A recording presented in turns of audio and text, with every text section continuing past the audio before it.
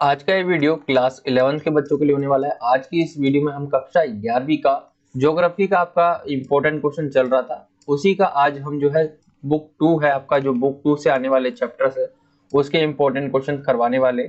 और ये जो है आपका सेकंड बुक है, चैप्टर आपका जो है 4 है जलवायु। इसके वेरी इंपॉर्टेंट क्वेश्चन देखेंगे आज की इस वीडियो में। और ये क्वेश्चन जो है बहुत बार आते हैं, मैं कई बार आपको बता रखा हूँ। जो भी क्वेश्चंस बताए जा रहे हैं वो बहुत ज्यादा इंपॉर्टेंट होने वाले, तो इनको जरूर आपको जो है देख कर जाना है। यहाँ स्टार्ट करते हैं हम क्वेश्चन से। तो यहाँ पे सबसे पहला क्वेश्चन जो लिया है, मानसून जो विस्फोट है वो क्या है, उसका क्या मतलब है आपको बताना है। तो देखिए एक आपको जो पता ही होगा कि जो है जब जल होगा तो ऊपर जाएगा वाष्प के रूप में, फिर बादल बनेगा, फिर वो नीचे आके वर्षा करेगा, ठीक है। लेकिन जब यही जो है कुछ ज्यादातर जो है बारिश करता है, बहुत तेजी से या बहुत ज्यादा जो है बारिश करता है, तो मानसून जो है एक तरह से विस्फोट कहलाता है, ठीक है। तो मैं आपको बता देता हूं, लिखना क्या आपको। आर्द्रता से लदी पवने जब अत्यधिक भारी हो जाती है तो अपनी अधिशेष नमी को अत्यधिक गर्जन के साथ जो है छोड़ती है, जो मूसलाधार वर्षा के रूप में धरातल पर पहुंचती है। इनसे वर्षा इतनी अधिक होती है कि कुछ ही घंटों में क्या है, एक विस्तृत क्षेत्र में जो है बाढ़ जो है वो ला देती है, और दक्षिण पश्चिम मानसून द्वारा अकस्मात ही भारी वर्षा शुरू हो जाती है।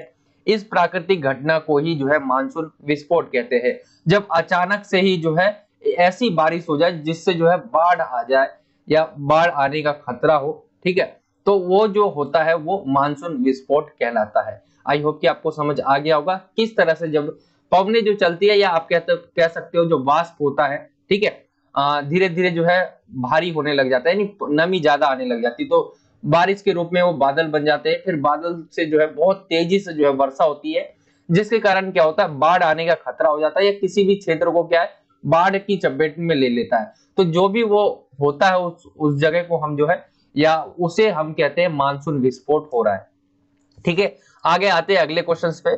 अगला क्वेश्चन आपका दूसरा है, और ये क्वेश्चन जो था आपका, ये 2 अंक में पूछा जा सकता है, तो इसको जो है रेडी कर ले। आगे आते हैं अगले क्वेश्चन पे। जेट प्रवाह क्या है और इसका क्या प्रभाव पड़ता है। तो जेट प्रवाह आंसर देख लेते हैं इसका क्या होने वाला है। तो भूपृष्ठ से लगभग 12 किलोमीटर की ऊंचाई पर जो है क्षोभ मंडल में 36 दिशा में तेज गति से चलने वाली जो वायु धारा होती है उसको जेट प्रवाह कहते हैं। अब भूपृष्ठ यानी भूमि से धरती से ऊपर 12 किलोमीटर की ऊंचाई पर जो है क्षोभ मंडल में जो है 36 दिशा में जो है तेज गति से जो है चलने वाली जो वायु होती है, धाराएं होती है, वायु धाराएं, उनको जेट प्रवाह कहते हैं। शीत ऋतु में पश्चिमी विक्षोभों को भारत में लाने का काम जो है यही जो है जेट स्ट्रीम करती है। जेट स्ट्रीम की स्थिति में परिवर्तन के कारण ही ये विक्षोभ भारत में प्रवेश पाते हैं। इसी जो है प्रकार जो है पूर्वी जेट प्रवाह उष्णकटिबंधीय चक्रवातों को भारत की ओर आकर्षित करता है। तो आई होप कि आपको समझ आ गया होगा। ये क्वेश्चन जो है 2 नंबर में पूछा जा सकता है, और ये भी बहुत ज्यादा इंपॉर्टेंट क्वेश्चन है 2 नंबर के नजरिए से। जेट प्रवाह क्या होता है और इसका क्या प्रभाव पड़ता है। आगे आते हैं अगले क्वेश्चन पे। अगला क्वेश्चन जो है ये आपका जो है 3 नंबर में पूछा जा सकता है, और इसको भी जो है इंपॉर्टेंट क्वेश्चन है, ये भी आपका जो है इस चैप्टर से। भारतीय मौसम तंत्र को जो है प्रभावित करने वाले 3 महत्वपूर्ण कारक आपको बताने हैं। तो भारतीय जो मौसम तंत्र है उसको प्रभावित करने वाले 3 महत्वपूर्ण कारक कौन कौन से आपको बताना है। तो यहाँ पे जो है कुछ ऐसे कारण है, जिसमें सबसे पहला है वायु दाब तथा ताप का धरातलीय वितरण, ठीक है। दूसरा है ऊपरी वायु परिसंचरण, वायु राशियों का अंतर्वाह। और तीसरा है वर्षा लाने वाले तंत्र, पश्चिमी विक्षोभ तथा उष्णकटिबंधीय चक्रवात। तो ये आपके 3 पॉइंट थे, ये आपके 3 पॉइंट है, और इसके जो है 3 महत्वपूर्ण आपको कारक पूछे गए। भारतीय मौसम तंत्र को जो है प्रभावित करने वाले कौन से कारक जो है भूमिका निभाते हैं। तो ये आपके जो है 3 नंबर में क्वेश्चन हो जाएगा आपका। आगे आते हैं अगले क्वेश्चन पे। अगला क्वेश्चन है, संसार में जो है सर्वाधिक वर्षा जो है मौसिन राम में क्यों होती है, आपको रीजन बताना है। संसार में सबसे ज्यादा कहां वर्षा होती है, मौसिन राम में, और इसका कारण बताना है कि यहाँ पे इतनी ज्यादा वर्षा क्यों होती है। तो देखिए मानसून की जो है बंगाल की खाड़ी की शाखा गंगा के डेल्टा को पार करके मेघालय की गारो, खासी तथा जैंतिया की पहाड़ियों में पहुंचती है। इन पहाड़ियों की आकृति कीप आकार सी है, जिसमें वायु को एकदम ऊंचा उठना पड़ता है, और इससे जो है भारी वर्षा होती है। यहाँ पर जो है, यहाँ पर स्थित चेरापूंजी में 1102 सेंटीमीटर वार्षिक वर्षा होती है, जो अभी तक सबसे अधिक मानी गई है। परंतु नवीनतम आंकड़ों के अनुसार चेरापूंजी के पश्चिम में 16 किलोमीटर की दूरी पर स्थित मौसिन राम नामक स्थान पर जो है 1221 सेंटीमीटर वर्षा रिकॉर्ड की गई है, जो विश्व में सर्वाधिक है। तो ये है जो है इसका रीजन भी हो गया आपका कि मौसिन राम में इतनी वर्षा क्यों होती है, और साथ ही जो है ये कितनी वर्षा होती है, इससे पहले जो है कहाँ का रिकॉर्ड था, इसके बाद जो है आपका जो है मौसिन राम का रिकॉर्ड जो है नवीनतम आंकड़ों के आधार पर जो है बताया गया है। 1221 सेंटीमीटर जो है वार्षिक वर्षा रिकॉर्ड की गई है। तो ये आपका जो है मौसिन राम में वर्षा क्यों होती है, और ये कितनी वर्षा जो है होती है, कितने सेंटीमीटर वर्ष में होती है, आपको ये भी पता चल गया होगा। तो ये भी क्वेश्चन जो है 3 अंक का जो है आपसे पूछा जा सकता है, तो इसको भी आप अच्छे से जो है तैयार कर ले। आगे आते हैं अगले क्वेश्चन पे। अगला क्वेश्चन जो आपसे पूछा जाएगा बहुत ज्यादा इंपॉर्टेंट क्वेश्चन है ये। अब पूरे चैप्टर से जो है 5 नंबर का सबसे ज्यादा इंपॉर्टेंट क्वेश्चन इस चैप्टर से आने वाले में है। ये बड़े क्वेश्चनों में आने वाला क्वेश्चन है, और ये क्वेश्चन जो है बहुत बार प्रीवियस आप क्वेश्चंस पेपर देखोगे तो इस चैप्टर से बहुत बार निकला है ये क्वेश्चन 5 नंबर में। तो इसके आंसर्स को देखते हैं हम। भारत में पूछा गया भारतीय किसानों के लिए क्या है, मानसून एक जुआ है, आपको व्याख्या करनी है। तो देखिए जो भारत के किसान लोग हैं, खेती करने वाले लोग हैं, वो किसके ऊपर निर्भर रहते हैं, मानसून के ऊपर। ठीक है, अगर मानसून अच्छा है, अच्छी वर्षा होती है तो उनकी खेती अच्छी होती है। हद से ज्यादा भी हो जाए तो खराब, हद से ज्यादा कम या कम हो जाए तो भी खराब। ठीक है, एक मीडियम जो है बना रहना चाहिए। तो इसके लिए यही यूज किया गया कि मानसून एक जुआ है, आपको व्याख्या करना है। तो भारत के आर्थिक जीवन पर जो है मानसून का बहुत अधिक प्रभाव पड़ता है।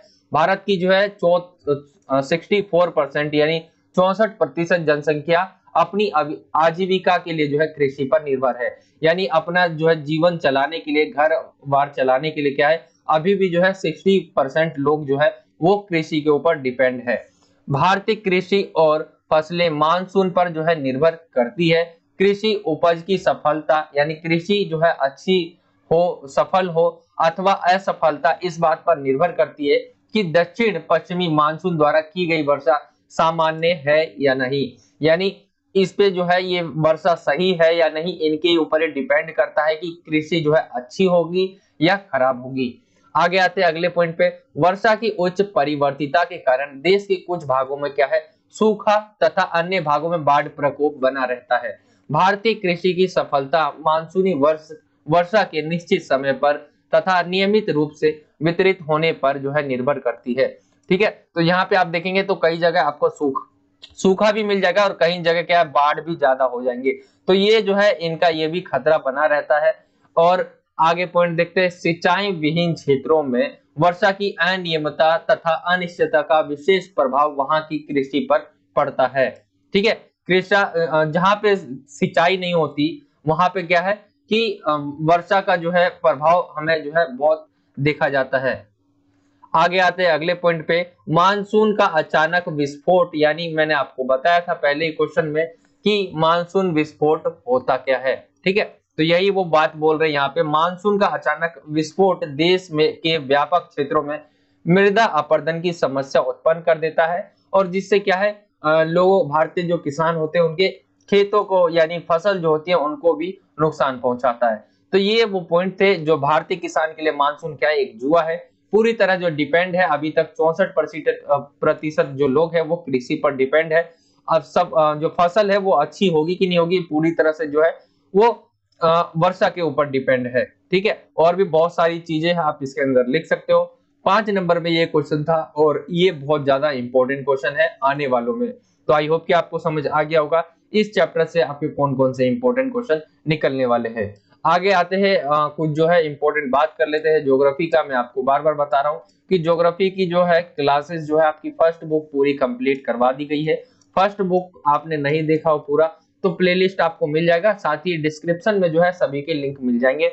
यहाँ तक कि आपका जो है ज्योग्राफी का अगर बात करें हम ज्योग्राफी का, तो सैंपल पेपर जो है आपका करवा दिया गया है। सैंपल पेपर भी जरूर देख ले, 1-2 सैंपल पेपर करवा दिए गए हैं, तीसरा सैंपल पेपर भी आपको जल्दी मिल जाएगा।